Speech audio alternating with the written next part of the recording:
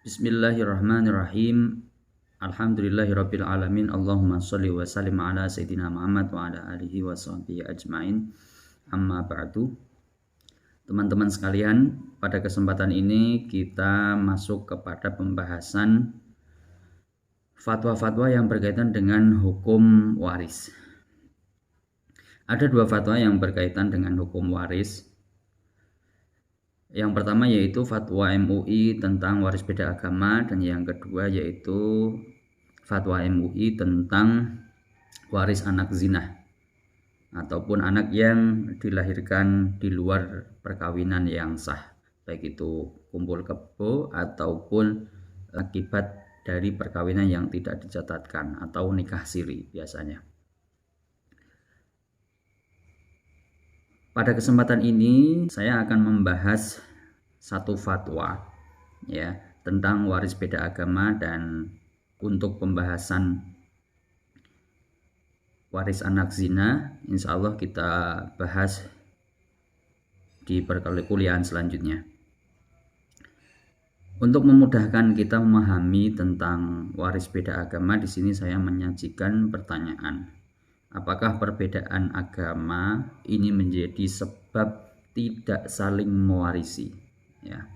Sehingga dengan pertanyaan ini kita tidak hanya kembali membahas fatwa saja, tetapi ada ranah hukum ataupun undang-undang yang perlu kita bahas. Di antaranya yaitu menurut hukum Islam, apa kaitannya fatwa MUI tahun 2005 tentang fatwa beda agama dengan pendapat-pendapat madhab hukum Islam terdahulu. Apa kaitannya dengan KHI, dan juga apa kaitannya dengan jurisprudensi dan putusan pengadilan agama. Karena jurisprudensi dan putusan pengadilan agama ini akan menjadi pelajaran real yang terjadi di Indonesia.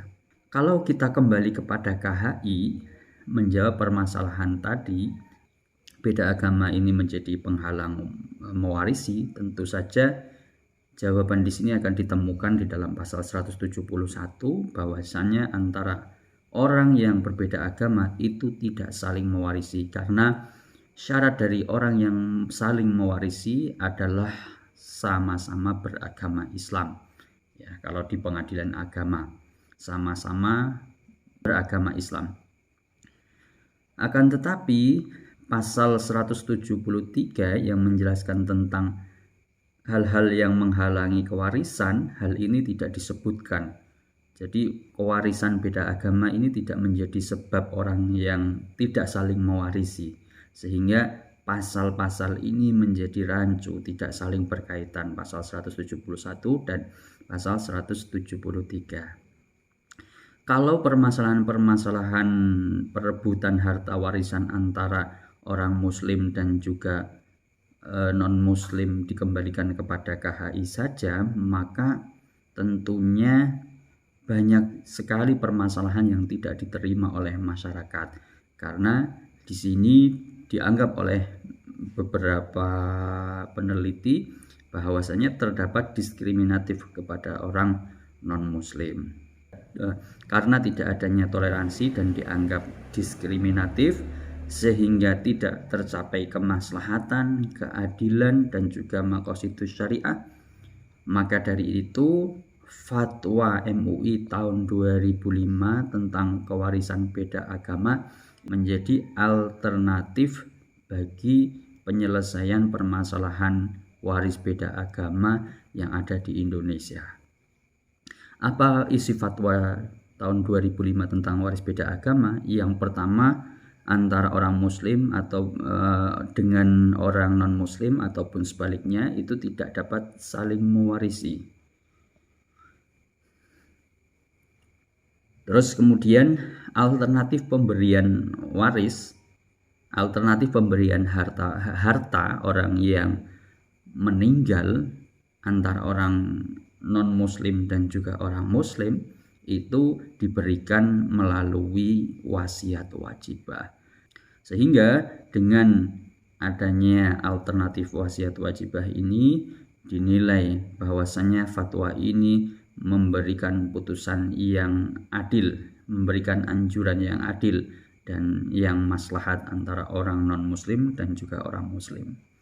Kalau kita lihat melalui hukum Islam, fatwa MUI tahun 2005 tentang beda agama ini sebenarnya mengakomodir pendapat-pendapat ulama terdahulu, karena di dalam beberapa kisah itu ulama berpendapat, ya, berpendapat baik itu ketika pewarisnya orang muslim atau pewarisnya orang non muslim.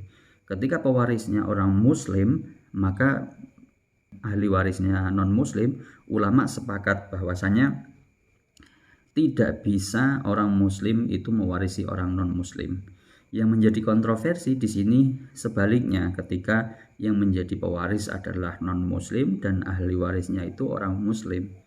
Di sini ada dua pendapat, ada yang memperbolehkan mewarisi dan ada yang tidak. Yang tidak memperbolehkan yaitu dari kalangan para madzhab arba'ah dan juga ulama kontemporer, salah satunya ya Mustafa As-Sa'labi. Ulama kontemporer ini langsung kembali kepada hadis sahih, ya, hadis sahih Rasulullah Shallallahu Alaihi Wasallam bahwasanya orang kafir tidak mewarisi orang muslim dan orang muslim tidak mewarisi orang kafir. Lalu bagaimana dengan definisi pembagian kafir harbi dan juga kafir dhimmi, kafir yang harus diperangi dan kafir tidak harus diperangi? Dari kalangan madhab tidak membedakan antara kafir dhimmi dan juga kafir harbi.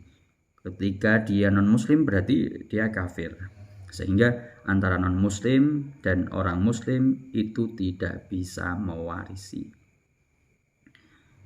Terus kemudian yang memperbolehkan diantaranya Ibnu Taimiyah, Ibnu Qayyim al-Jauzi, Mu'ad bin Jabal, Muawiyah bin Abi Sufyan, dan ulama kontemporer yaitu Yusuf Qaradawi.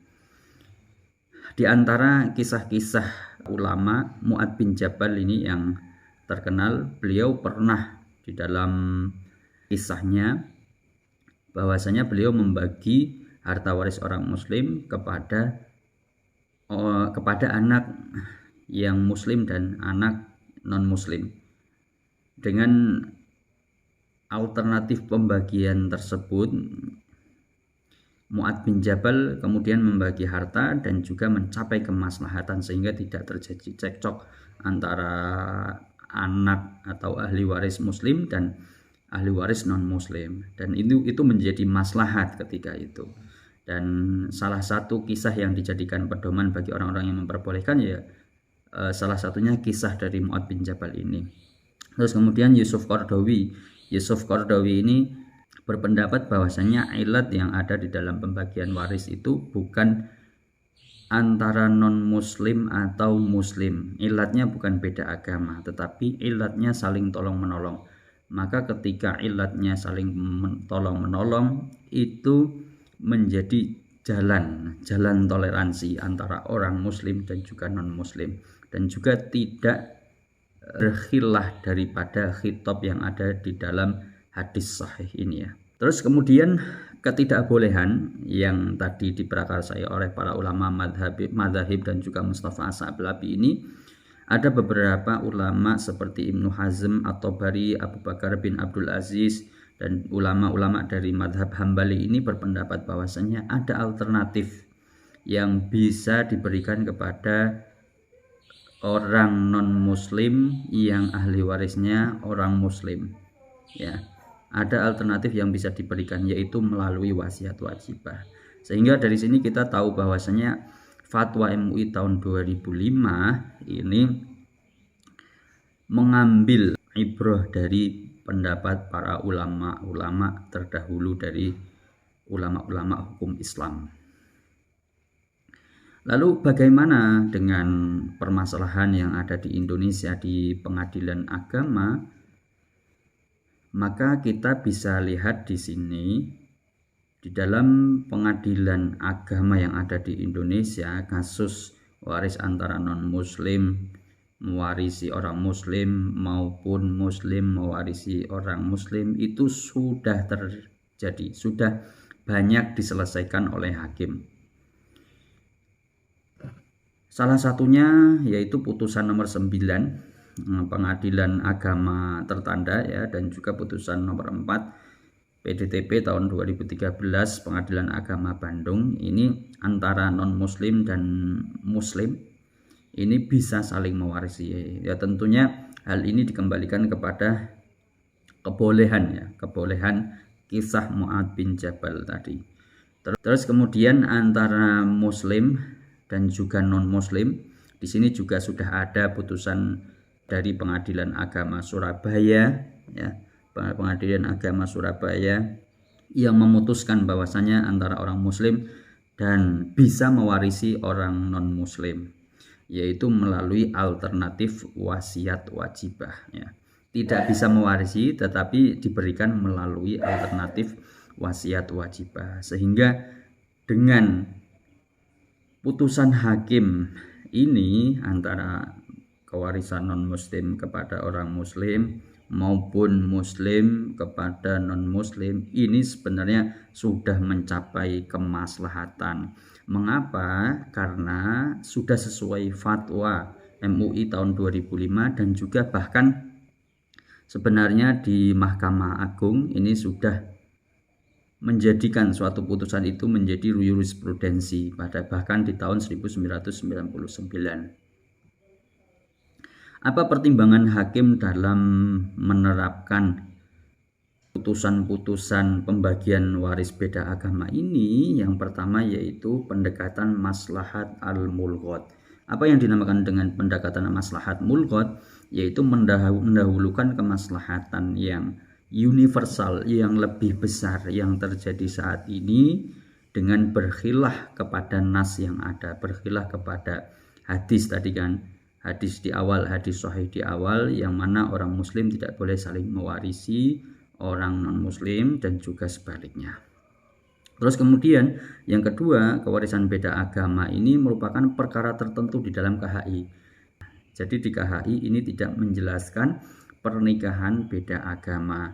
Nah, dengan putusan-putusan ini ataupun dengan fatwa ataupun dengan jurisprudensi yang ada di Mahkamah Agung, maka ini menjadi penyempurna dari KHI, dari kompilasi hukum Islam, sehingga dengan kompilasi hukum Islam, dengan pertimbangan hukum Islam dan dengan jurisprudensi dari Mahkamah Agung, maka disinilah bisa diambil kesimpulan dan juga putusan kemaslahatan yang universal yang sesuai dengan permasalahan yang ada di pengadilan agama. Terus kemudian hakim memakai asas egaliter, hakim memakai asas kekerabatan, yang mana meskipun mereka beda agama tetapi mereka masih kerabat, mereka masih satu darah, satu pertalian darah, sehingga dengan alasan pertalian darah itulah mereka bisa saling mewarisi.